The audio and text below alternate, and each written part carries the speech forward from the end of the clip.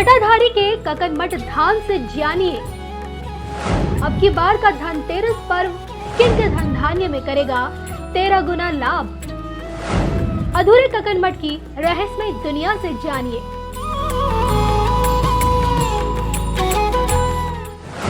किन पर बरसेगी मां लक्ष्मी संग धनवंतरी देवता की कृपा। सिहोनिया की पवित्र धरती से जानिए इस धनतेरस किन की चमक जाएगी किस्मत।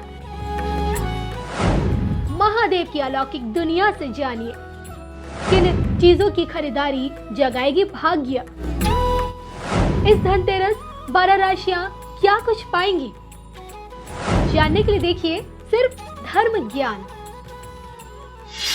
सिहोनिया का ककनमठ मंदिर जटाधारी का एक ऐसा रहस्यमय धाम जिसे रातों रात भूतों की टोली ने बसाया, और उन्हीं के इसी रहस्यमय धाम से मैं कविता राणा और मेरे साथ आचार्य राकेश चतुर्वेदी जी आपका स्वागत करते हैं। नमस्कार दर्शकों। इस 23 अक्टूबर को धनतेरस की शुरुआत हो जाएगी और धनतेरस से ही देखिए 5 दिनों का उत्सव शुरू हो जाता है, यानी कि छोटी दिवाली, बड़ी दिवाली, फिर आपका भैया दूज, गोवर्धन पूजा। तो इस बार का ये धनतेरस मिथुन राशि वाले जातकों के लिए यानी कि आप लोगों के लिए क्या कुछ लेकर आ रहा है। धनतेरस एक ऐसा दिन जो कि आपके धन धान्य में 14 गुना आपके धन धान्य में बढ़ोतरी कर देता है ये दिन।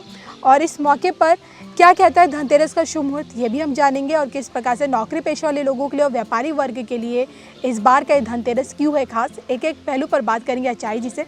सबसे पहले आइए बिना वक्त गवाए जान लेते हैं शुभ मुहूर्त क्या कहता है, बताइए। जी कविता जी, देखिए इस बार धनतेरस का जो मुहूर्त है वह बहुत अद्वितीय है, और अगर प्रदोष काल में ही सबसे उत्तम मुहूर्त मिल जाए तो इससे उत्तम कुछ है नहीं। वैसे भी प्रदोष काल को बहुत ही उत्तम समय कहा जाता है।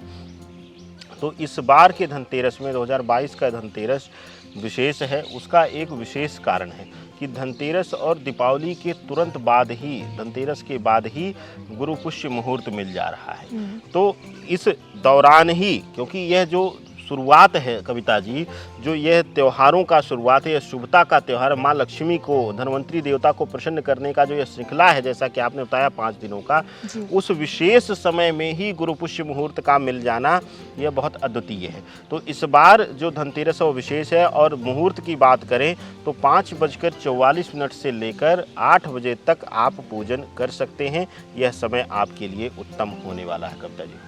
चलिए, ये तो आपने बात की धनतेरस के मुहूर्त क्या कहता है। मैं अब जानना चाहूँगी, अगर नौकरी पेशा वाले लोगों के बारे में बात की जाए तो मिथुन राशि वाले जातकों के लिए कैसा है ये धनतेरस। देखिए, मिथुन राशि के जातकों के लिए यह धनतेरस थोड़ा सा रिलैक्स होकर आ रहा है। उसका एक वजह है कि इस धनतेरस का जो विशेष योग बन रहा है वह विशेष रूप से इनके लिए कुछ विषयों में शांत करने वाला आ रहा है। जैसे कि अब तक आप उलझे हुए थे, मानसिक रूप से उलझे हुए थे, पारिवारिक वजह से उलझे हुए थे, उन सभी विषयों को यहाँ पर थोड़ा सा विराम देकर आपको मानसिक संतुलन और मानसिक संतुष्टि की तरफ ले जाता हुआ यह धनतेरस दिखाई दे रहा है। तो मिथुन राशि वालों के लिए यह धनतेरस पूर्ण रूप से शुभता के साथ आ रहा है कविता जी। अब देखिए, नौकरी पेशा वाले लोगों के बारे में तो बात हो गई, व्यापारी वर्ग के बारे में हम आपको बताएंगे, लेकिन उससे पहले देखिए हवा में लटकता ये मंदिर 11वीं शताब्दी का है, कुशवाहा राजवंश के समय का। और इस मंदिर से जुड़ी एक बात तो मैंने आपको बता दी, भूतों वाली थ्योरी आपको बताई थी कि भाई कहते हैं यहाँ के लोग, आसपास के यहाँ के स्थानीय लोग ये बताते हैं कि भाई भूतों की टोली ने रातों रात इस मंदिर को खड़ा कर दिया था। हालांकि बाकी चीज़ें भी हैं, क्योंकि जिस पत्थर से ये मंदिर पूरा बना हुआ है वो पत्थर आसपास यहाँ कहीं नहीं मिलता है, ये भी एक बड़ा रहस्य है।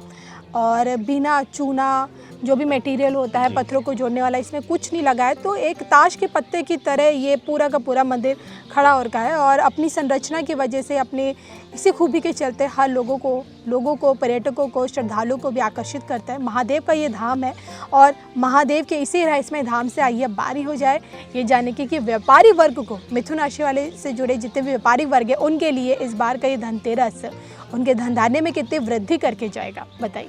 देखिए, व्यापारी बंधुओं के लिए कविता जी यह धनतेरस बहुत ही उत्तम हो रहा है।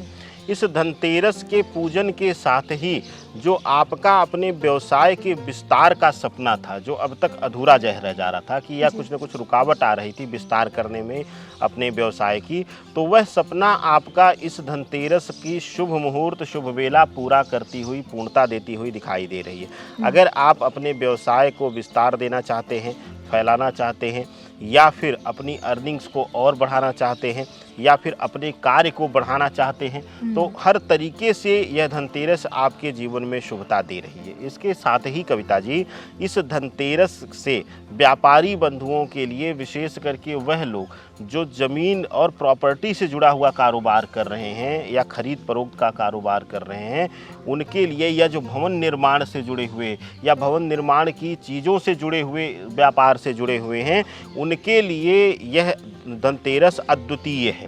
विशेष रूप से उनको अक्षय वरदान देने के समान यह दिन आ रहा है और पूरे वर्ष उनको यह तिथि, इस वेला का लाभ मिलेगा और उनके लिए जो है वह अचानक से किसी न किसी बड़े कार्य का मिलना, बड़े व्यापार का मिलना, बड़ी डील का होना, इस तरीके का संकेत देता है। तो ओवरऑल कहें तो मिथुन राशि के व्यापारियों के लिए सिर्फ कह सकते हैं कि इस धनतेरस से बल्ले बल्ले होने वाली है और कुछ नहीं। चलिए, जटाधारी का ये धाम बड़ा ही अलौकिक है और कहते हैं कि यहाँ स्थापित 2.5 फीट शिवलिंग है और उनकी पूजा यहाँ के लोग करते हैं। शिवलिंग रूपी भगवान शिव की आराधना करते हैं। यहाँ से भी कोई भी भक्त, शिव भक्त कभी खाली हाथ नहीं लौटा है। तो आइए यहीं से हम जान लेते हैं आचार्य जी से कि क्या कुछ उपाय इस धनतेरस के मौके पर आप लोगों को करने चाहिए। क्या खरीदारी, किस प्रकार की खरीदारी आपके वैभव के, आपके धन धान्य को बढ़ा कर जाएगी? जी कविता जी, देखिए आज के दिन मिथुन राशि वालों के लिए अगर आप शुभता में लें तो आप लक्ष्मी गणेश की चांदी की मूर्ति लें या फिर चांदी से जुड़ा हुआ कोई मूर्ति या सामान या श्रृंगार का स्वर्ण आभूषण इत्यादि या कॉइन कुछ भी ले सकते हैं। चांदी से जुड़ा हुआ लीजिएगा, वह आपके लिए अद्भुत रहेगा और पूरे वर्ष इसका लाभ आप देखेंगे। और उसी का पूजन आप देखिए, एक चीज़ और देखिएगा आप लोग कविता जी, ये दर्शकों को भी हम बताना चाहते हैं कि कुछ लोग क्या करते हैं कि उस बर्तन को या उस मूर्ति को उसको सजो के रख देते हैं खरीद के लाके और कहते हैं कि जी हम तो इसका पूजन दीपावली पे करेंगे। नहीं, उस दिन लीजिए आप, उसी दिन उसमें और विशेष रूप से पहला जो स्पर्श हो वह मिष्ठान का हो या किसी तरीके से पंचमेवा इत्यादि बनाकर, पंचामृत बनाकर अपने इष्ट देवी देवताओं का अभिषेक कर लें अगर बर्तन ले रहे हैं तो। इस प्रकार से उसी दिन धनतेरस का पूजन उस पात्र में करें और उस मूर्ति का करें जिस तिथि में वह ले रहे हैं। तेरस तिथि में ले रहे हैं तो तेरस को ही उसका पूजन करें और तभी उसका महत्व और उसका पूर्ण लाभ आपको मिल पाएगा कविता जी।